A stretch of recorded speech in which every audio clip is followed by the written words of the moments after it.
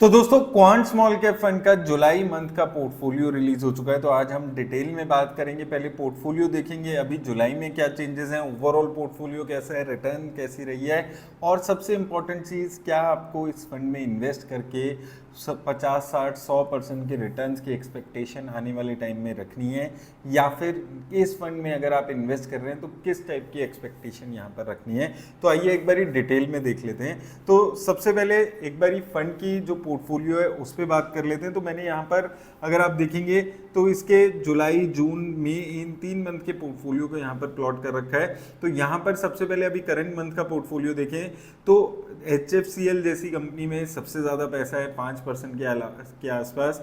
उसके अलावा RBL, अदानी की काफ़ी सारी कंपनीज आपको दिख जाएंगी, एजिस लॉजिस्टिक्स, आनंद राठी, पिरामल फाइनेंस जैसी कंपनीज आपको इसके पोर्टफोलियो में दिखेगी। और टॉप 10 अगर आप उसका उठा के देखेंगे तो हाईली रिस्की कंपनीज इसने पोर्टफोलियो में अपनी ऐड की होंगी। इसमें और भी काफ़ी सारी कंपनीज आ जाती हैं। अब एक बारी बात करें ओवरऑल, यहाँ पर इसने पहले रिलायंस इंडस्ट्रीज, ग्लैंड फार्मा जैसी कंपनी से एग्जिट कर दिया था। और मैंने हमेशा से ये बोला है कि ये इस फंड का एक अच्छा डिसीजन है, क्योंकि एक small cap company large cap company में 9-10% पैसा लगाकर चल रही थी। क्या ऑब्सेशन था वो ये कंपनी के जो डिसीजन मेकर थे वो ही बता सकते थे। अभी अगर हम लेटेस्ट बात करें तो इसने कुछ कंपनीज में अपना पैसा इंक्रीज किया है, जिसमें अदानी एंटरप्राइज आ जाता है, एजिस लॉजिस्टिक्स जैसी कंपनी, कैप्री ग्लोबल कैपिटल जैसी कंपनीज यहाँ पर आ जाती हैं।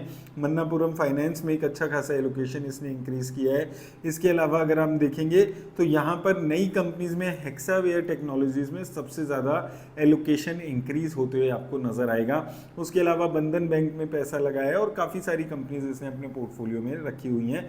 तो लगभग 100 से ज़्यादा कंपनीज इसके पोर्टफोलियो में ओवरऑल आपको नजर आएंगी, जिसमें से लगभग 15-20 कंपनीज हैं, 23 कंपनी हैं जिसमें इसने पोर्टफोलियो को इंक्रीज किया है। कुछ कंपनीज जहां पर इसने अपना पोर्टफोलियो कम किया है उसमें RBL बैंक आ जाता है। इसके अलावा मेजर कंपनीज में देखें तो HDFC की जो लाइफ इंश्योरेंस है, IDFC फर्स्ट बैंक है, इससे एग्जिट कर दिया है। तो IDFC फर्स्ट बैंक में प्योरली ट्रेडिंग की है। मई में इसके पोर्टफोलियो में नहीं था, जून में ऐड किया और जुलाई में एग्जिट कर दिया। HDFC लाइफ में इसे भी इसने एग्जिट कर दिया है। EID पैरी में से एग्जिट कर दिया है। तो 3-4-5 कंपनीज हैं जिसमें से एग्जिट कर दिया है इसने, जिसमें से प्रोमिनेंटली IDFC फर्स्ट बैंक है जिसमें से इसने अच्छा खासा एलोकेशन अपना कम किया है। बाकी बहुत सारे कुछ चेंजेस नहीं यहाँ पर आपको नजर आएंगे। ओवरऑल अगर हम देखें तो काफ़ी हाई रिस्क पोर्टफोलियो इसका यहाँ पर नजर आता है। फिर से एलोकेशन की बात करें तो यहाँ पर लार्ज कैप कंपनीज में एलोकेशन है, मिड कैप और स्मॉल कैप तीनों में ही एलोकेशन नजर आएगी, लेकिन सबसे ज़्यादा एलोकेशन स्मॉल कैप कंपनीज में नजर आएगी।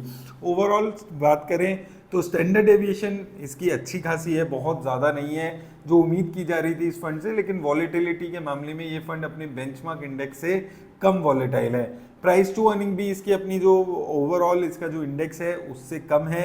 इस फंड की जो प्राइस टू अर्निंग है वो 31 के आसपास है। इसके बेंचमार्क की जो प्राइस टू अर्निंग है वो 36 के आसपास है। तो उस मामले में भी ये फंड थोड़ा सा बेटर परफॉर्म कर रहा है। हालांकि पोर्टफोलियो की टर्नओवर रेशियो इसकी हायर साइड पे रही है हमेशा से, क्योंकि बहुत ज़्यादा चेंजेस करता है। ये हमने अभी भी देखा है, 23 कंपनीज से एग्जिट किया है, 20-22 कंपनीज में एंटर किया है, तो वो इसके पोर्टफोलियो को थोड़ा सा ज़्यादा वॉलेटाइल यहाँ पर बनाती है।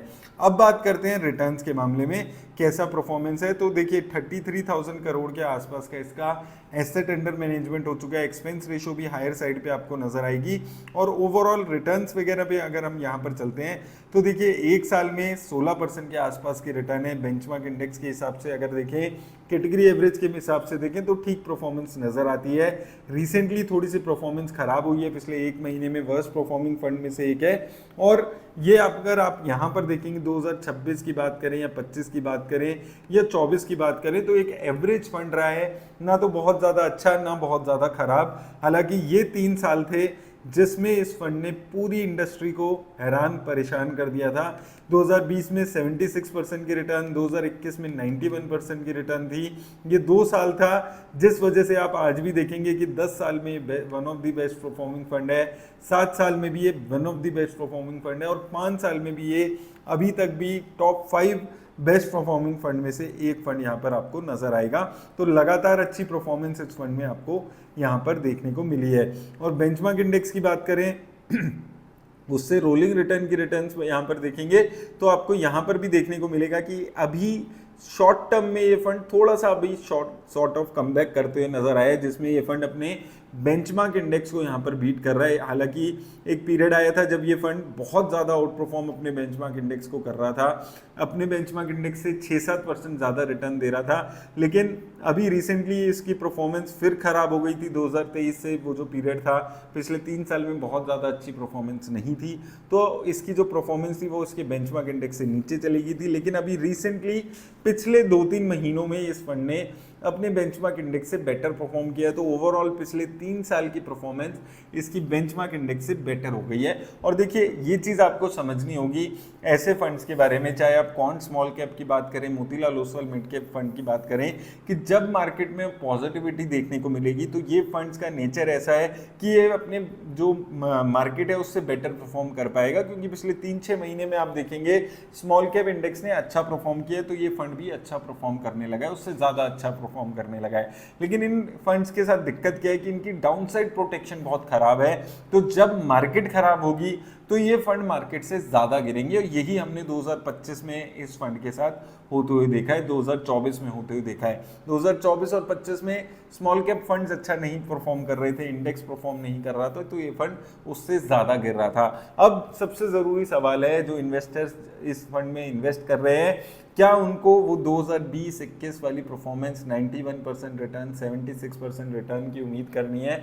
तो बिल्कुल भी उम्मीद मत करिएगा कि ये फंड आगे आने वाले किसी भी पीरियड में 90% की किसी एक साल में रिटर्न दे देंगे, क्योंकि जब 2020 में 21 में इस फंड ने उतनी रिटर्न दी थी तो इस फंड का साइज हुआ करता था 200 करोड़ 300 करोड़। तब ये फंड आराम से एफएनओ में ट्रेड कर रहा था, बहुत ज़्यादा ट्रेडिंग कर रहा था, और वहाँ से वो फंड रिटर्न कमा रहा था, इन्वेस्टमेंट करके रिटर्न्स नहीं कमा रहा था। अब इस फंड का एसेट अंडर मैनेजमेंट 33,000 करोड़ के आसपास हो चुका है। अब ये फंड अगर एवरेज 18 से 20% की रिटर्न देता है लॉन्ग टर्म में, तो आप मानिएगा कि एक अच्छी खासी रिटर्न दे रहा है। तो अगर आप वो 70-80% की रिटर्न की उम्मीद अब इस फंड से कर रहे हैं, तो वो ये फंड कभी भी रिपीट नहीं कर पाएगा। ये मैंने आपको आज से 2-3 साल पहले भी वार्निंग दे दी थी, जब इसका एसेट अंडर मैनेजमेंट 10-12 हज़ार करोड़ हुआ था, और अब 33,000 करोड़ के एसेट अंडर मैनेजमेंट के साथ वो चीज़ नेक्स्ट टू इम्पॉसिबल है। तो अगर आप इन्वेस्ट कर रहे हैं तो अपनी एक्सपेक्टेशन को थोड़ा सा लोअर लाना पड़ेगा और वॉलेटिलिटी के लिए तैयार रहना होगा, और ये चीज़ समझ के चलिएगा कि इस फंड की डाउनसाइड प्रोटेक्शन बहुत खराब रहने वाली है। उम्मीद है आपको हेल्प मिलेगी इस फंड वीडियो से।